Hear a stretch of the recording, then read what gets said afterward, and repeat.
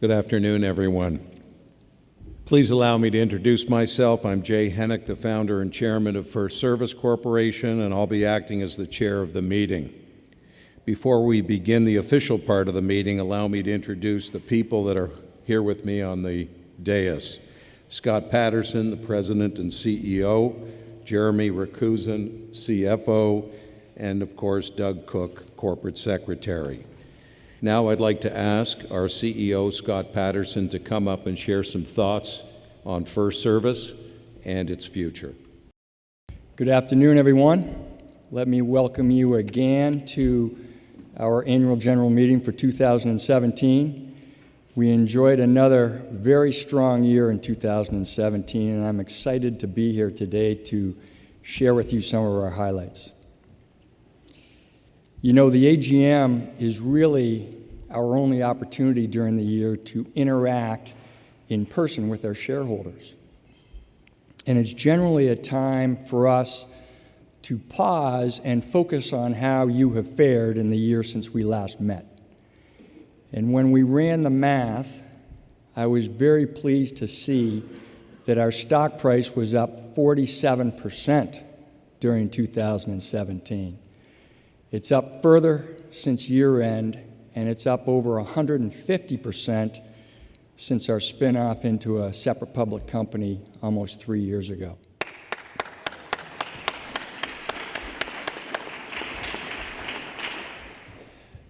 Now, the stock price is not our day-to-day focus, but I will tell you that the entire executive team at FirstService is extremely proud that the stock price has performed well and that you, our shareholders, have been rewarded for your trust and confidence in us. We're proud because it is a reflection on our ability to deliver consistently strong results, as we say, one step at a time. And 2017 was another year where the team across FirstService, 33,000 strong, delivered. Revenues were up 15%, EBITDA was up 24%, and earnings per share were up 25%. Very strong results that builds on the momentum that we've established in the last 3 years.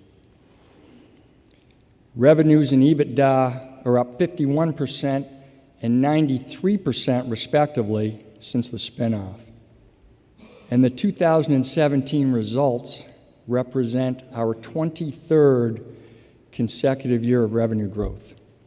You've seen this graph before, and I'm pleased to tell you that you will see it again because it's our intention to build on it year after year after year. Our long-term goal is to average 10% revenue growth with something more at the EBITDA line. We've achieved that and better historically, and we are determined to continue to achieve it.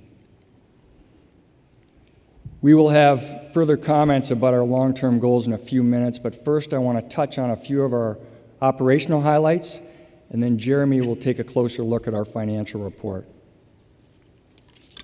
Both of our divisions, FirstService Residential and FirstService Brands, had excellent years in 2017 in which we significantly advanced our operating strategies. We have many great highlights to share. I'm going to focus on a couple from each division. And I'll start with FirstService Residential, where our revenues grew by 6%, approaching $1.2 billion, further enhancing our unassailable leadership position. We've been the clear leader in residential property management in North America for over 20 years, and that position will not change. It is secure because of our huge scale advantage. We are at least 2 times the size of our closest competitor. Our focus is to continue to build on this commanding leadership position, to continually enhance our customer experience and drive a brand and a culture that is clearly seen as a level above our competition. We're doing this by consistently investing in our people. And you've heard me talk about this the last few years at this meeting. We're also building the brand by investing in technology. Technology that enhances our operating platform, but also forward-facing technology that brings real value to our client board members and the residents of our managed communities. These include mobile apps and websites that streamline their ability to access relevant information, to pay community-related bills, to schedule amenities, and much, much more. These investments in technology benefit our clients. They differentiate us from our competition while also driving efficiency within our operations. And we've seen these efficiencies impact our results the last several years, including 2017. And a key highlight that I want to bring to your attention is the 90 basis point improvement in our EBITDA margin at FirstService Residential. It's the third consecutive year that we've seen material movement in our EBITDA margin from 6% in 2014 to 8.5% in 2017. In addition to margin enhancement, another highlight for us at FirstService Residential was the expansion of our business through 5 tuck-under acquisitions.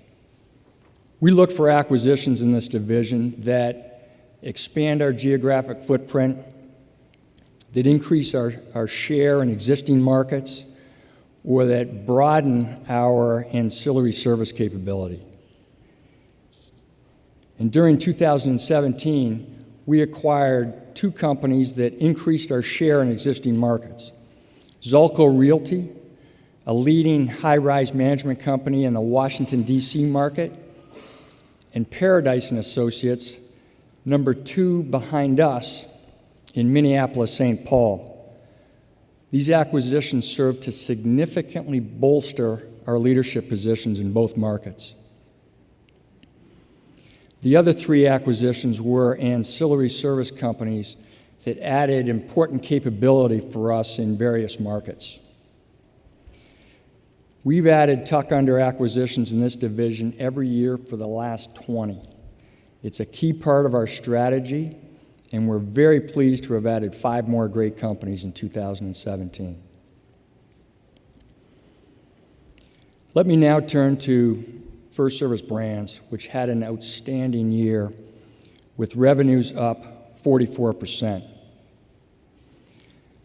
A big part of the increase was from acquisitions, which I'll touch on in a minute, but the organic growth of 12% was also a big revenue driver and certainly a key highlight for us in 2017.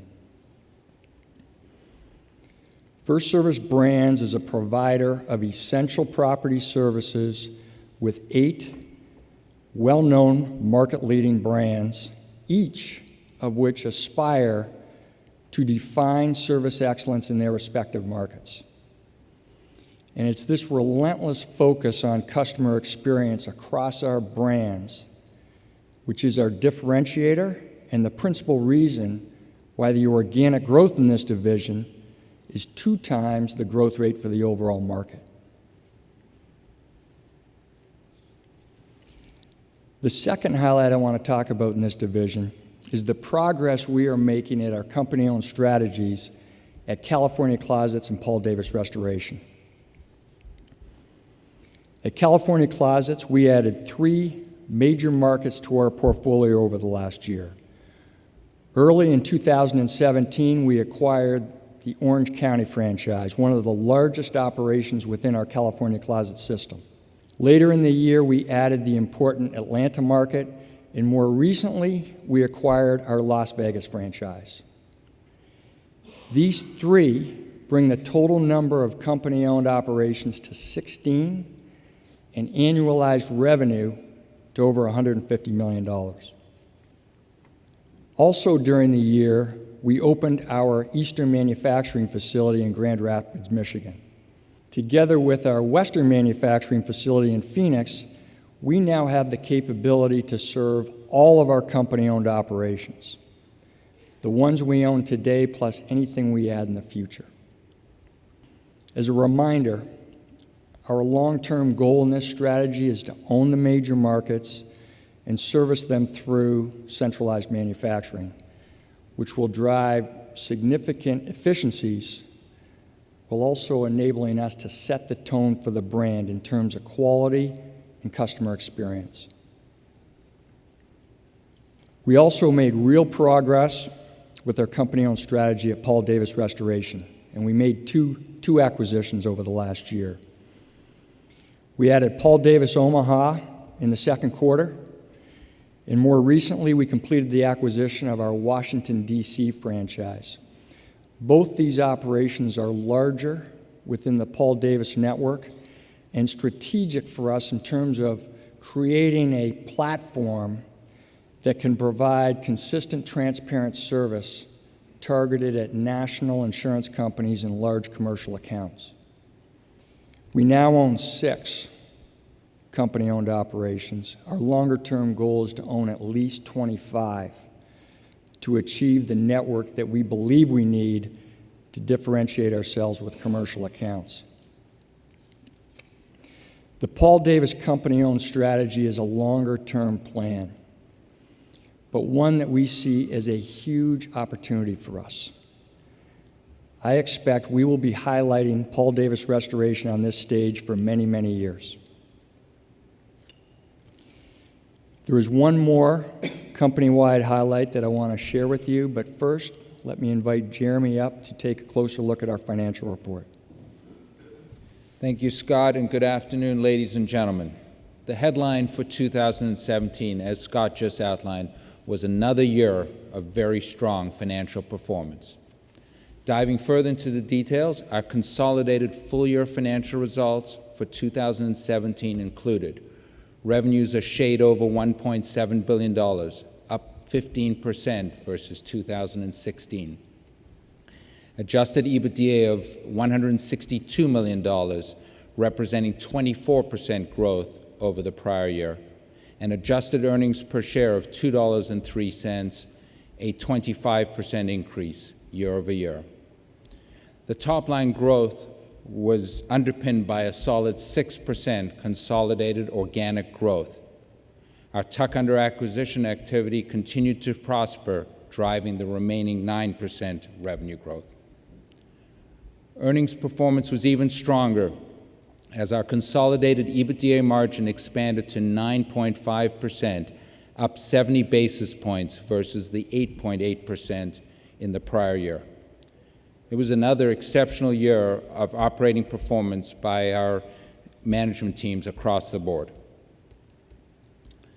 Our cash flow from operations for the year prior to working capital changes increased to $123 million, up 32% versus 2016. Operating cash flow net of working capital requirements exceeded $115 million, converting our $162 million of EBITDA at an efficient rate of more than 70%. With this internally generated cash, we incurred $36 million of total capital expenditures during 2017 in support of our existing operations. The 25% increase in year-over-year spending tracked our growth in earnings and cash flow as we continue to invest in our company-owned operations at California Closets, Paul Davis, and Century Fire. Roughly half of the year-over-year spending was specifically earmarked towards the opening of our California Closets Eastern Manufacturing Center in Grand Rapids, Michigan. Annual maintenance CapEx going forward should be in the line of 20% of EBITDA, tracking with the trends in recent years. For 2018, our total capital expenditures for the year should come in at approximately $40 million. We also closed out 2017 with a solid level of tuck-under acquisition activity. We deployed $40 million towards 9 acquisitions, collectively contributing approximately $80 million of annualized revenue. This represents a healthy 5% of our consolidated total revenues and is an annual minimum target we aspire to hit in each year.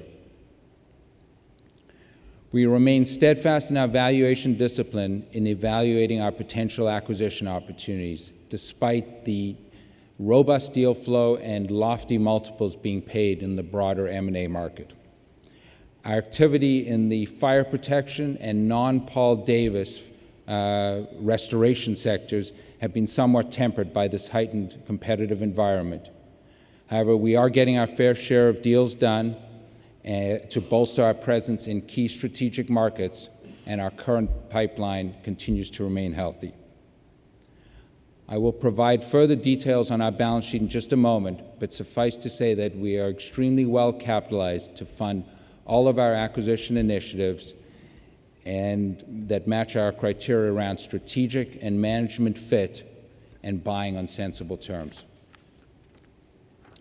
Our well-established track record of strong and consistent free cash flow has also allowed us to consistently deliver an incremental return to our shareholders, over and above the reward for growth reflected in our FirstService stock price appreciation.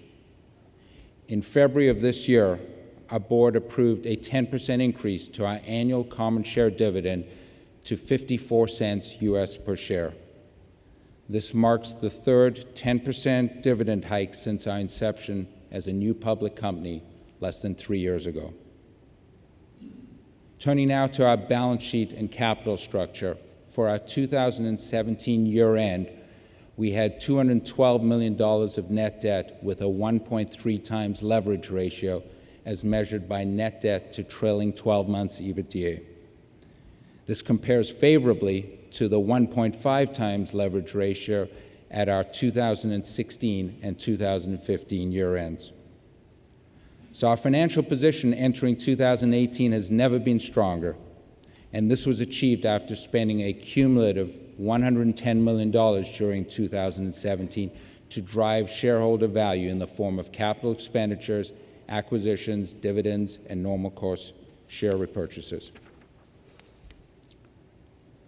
Subsequent to our 2017 year-end, mid-January of this year, we further reinforced our balance sheet by extending and upsizing our 5-year revolving credit facility. Through early 2023, we can now tap into $250 million of available bank lending, plus an additional $100 million available under an accordion feature. Our remaining undrawn balance plus cash on hand gives us a more than ample $130 million of available liquidity today. Looking forward, Scott has referred earlier to our long-term goal of 10% plus average annual revenue growth and more on the EBITDA and earnings lines. Our objective in 2018 is consistent with these targets. We expect to deliver consolidated organic revenue growth in the mid-single-digit % area and have our tuck-under acquisition program primed to drive a matching level of growth. The acquisitions made over the last few months provide a solid foundation for us to achieve this objective, but there's more work to be done for the balance of the year. In wrapping up, let me reiterate that all of our businesses command leading positions, yet modest shares in very large, highly fragmented markets.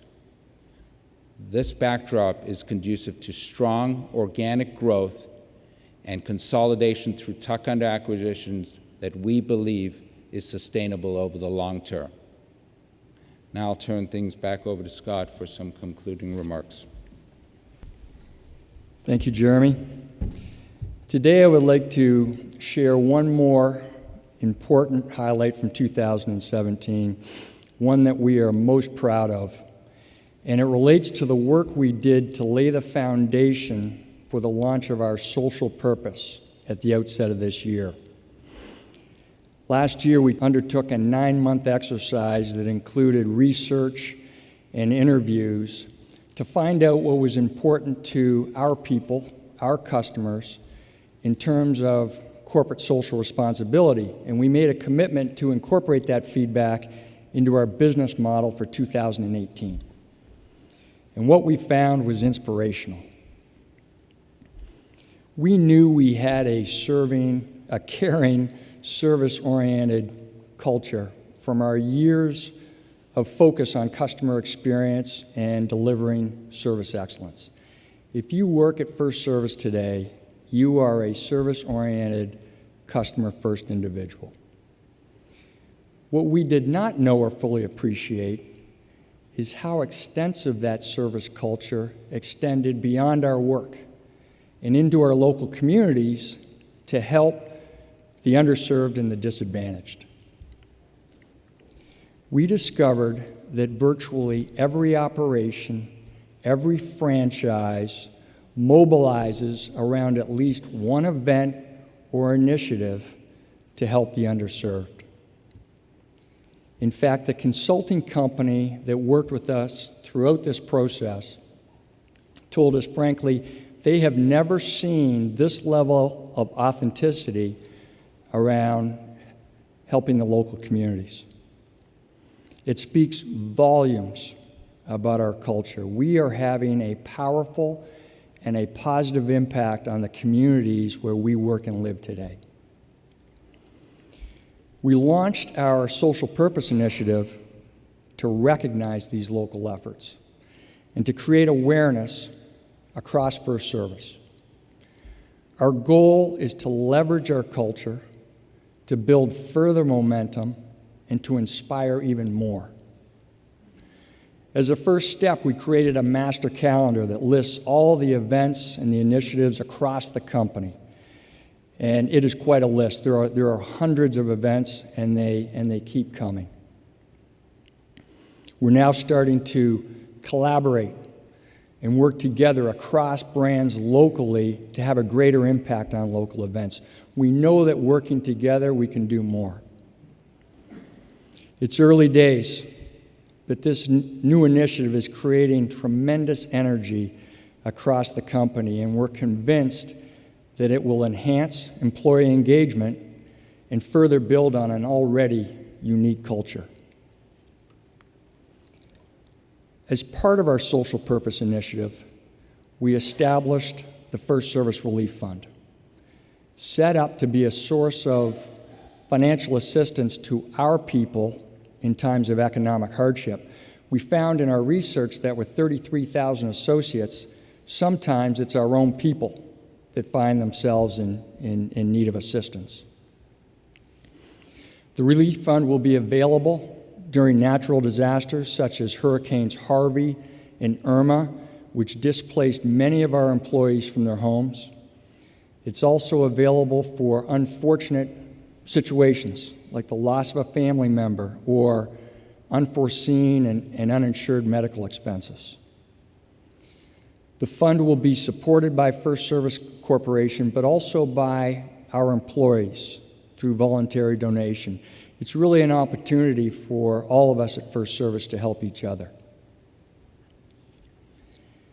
The social purpose launch with a focus on community is just the beginning for us. We're committed to build on it with other important social responsibility pillars like environmental sustainability and diversity, both of which are in process, and there's a lot of great things happening in both areas. We recognize the importance of diversity on our leadership team, and we're very proud of the progress we've made in that respect. And today, over 40% of our leadership team are women. This metric and other metric are increasingly important to our shareholders, as well as our plans to improve on them. And we're building that into our social purpose platform. I encourage you to visit our website and follow our progress and learn more. We're committed to this, and we're very excited about it. In closing, we've entered 2018 in a great position. Our markets remain buoyant. We have a strong pipeline of potential acquisitions, and our operating management teams have never been at a higher level.